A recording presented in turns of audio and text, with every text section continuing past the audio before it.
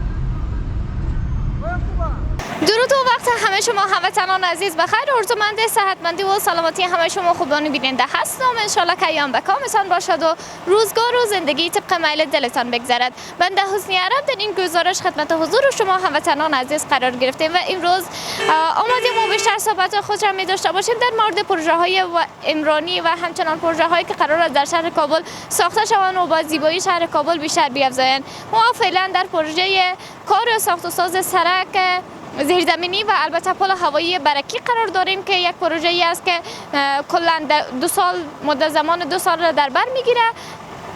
حدودا 70% کار ساخت و سازش به اتمام رسیده و کار ساخت و ساز متبقی کار ساخت و سازش هم در حدود 1.5 سال بعد به اتمام خواهد رسید. سلام و روز شما بخیر. میشه خود را معرفی بکنید؟ خوب است. اسم ما رحمت الله سرپغمان هستم. بسیار خوب. در کدام بخش در پروژه برکی کار میکنه؟ در این پل برکی، پل هواییش. در کار ساخت و ساز پیشرفت داشته و کار به اتمام رسیده و جریان داره؟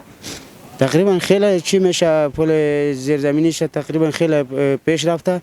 دیگه هواییش نو شروع کردیم بخیر. چقدر خوشحال هستین که کار ساخت و ساز این سرک جریان داره و شما هم مشغول به کار شدین در اینجا؟ بسیار زیاد، بسیار زیاد، خصوصا از اسلامی امارات افغانستان. بسیار خوش هستیم. سلامت باشین. بله قطعا زمینه کاری که برای هموطنانمان فراهم شود باعث خوشحالی و خرسندی هست. هر فردی که در اینجا کار میکنه حامی مالی یک خانواده هست، میتونه از این طریق یک خانواده رو به خودکفایی مالی برسانه و انشالله که این پروژه ها بیشتر در جریان باشه و هموطنانمان بتونن که مشغول به کار باشن و مصروف به کار باشن. چقدر خوشحال هستین از اینکه این چنین پروژه ها در کشورمان ایجاد شده و میتونه شهر ما رو زیباتر بسازه و سهولت فراهم بکنه برای هموطنان ما؟ بسیار زیاد خوشحال هستیم و هموطنان ما میشه است که در وطن ما به شکر خدا کار و بار زیاد شده، میتونن که برگشت بیاین در وطن خود خدمت کنه، با وطن خود سرمایه‌دارا بیاین، تجارا بیاین، کلی میشه بیاین. قطعا تمام ما مسئولیت این را داریم که در کشور خود تلاش بکنیم، زحمت بکشیم و این کشور را خودمان آباد بسازیم.